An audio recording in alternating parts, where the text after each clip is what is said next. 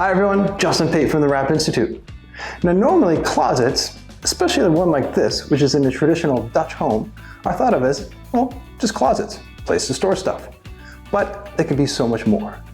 In this video, you're going to see this plain, boring white closet transformed into one that has an amazing crocodile finish, and is using interior film from CoverStyle. It's actually a very technical install, so you're going to get lots of great tips and tricks, and they all come from the Wrap Institute. So with that, I'm going to get into my work clothes and be back in a few minutes. See you later, alligator. The first step is to measure. Always give around 2 or 3 centimeters left to right and around 6 to 7 top to bottom. This is called bleed. Next, remove any hardware and then take this plastic scraper to remove any bits that are stuck in the paint. Then clean the surface with SOTT Surface Cleaner 2. Be extra thorough. Now add a coating of CoverStyle primer to all the edges. Be extra thorough during this process, and this helps raise the surface energy, especially on those tight gaps of this raised area on the back side of the cabinet, and put extra focus on the area around the door and this recessed area. Before installing the main panels, it's always a good idea to do what's called inlays.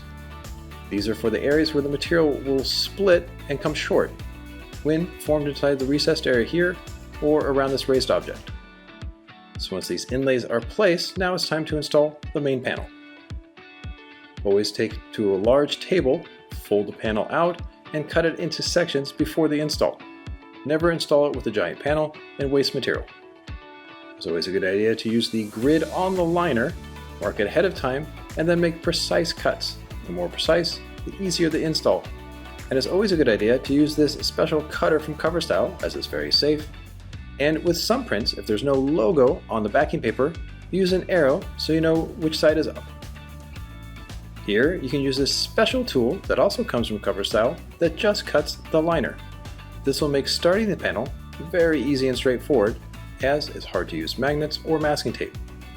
This just cuts the liner, and be sure to cut a section just away from the top, roughly 10 centimeters. Then unfold the panel, get in position, and if this piece is properly cut at the top, it should line up perfectly as well as on the side.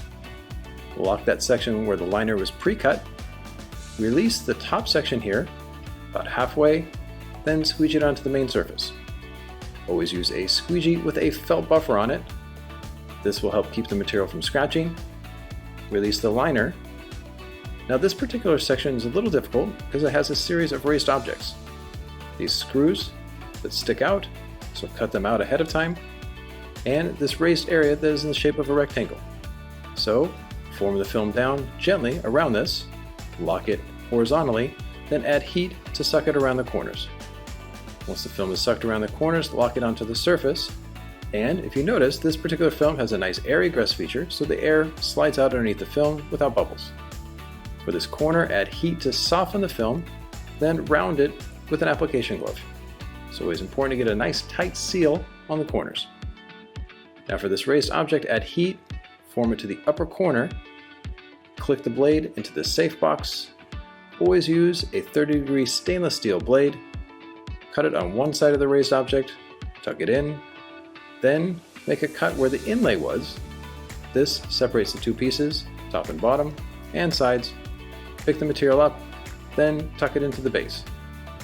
Always very important to feed this in sections. So feed it first to the base, then to the top piece, tuck it in with a squeegee, then cut away the excess film.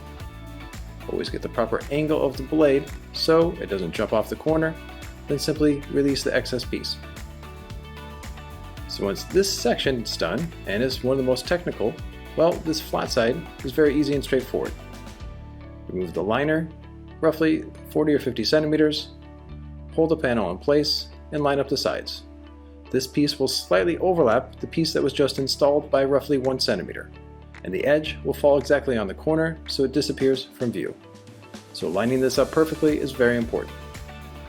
Once this is done, now round the other side with heat and application glove, and cut on the door side in this case, so the cut is nice and symmetrical, and here add heat so it wraps around the corner as well.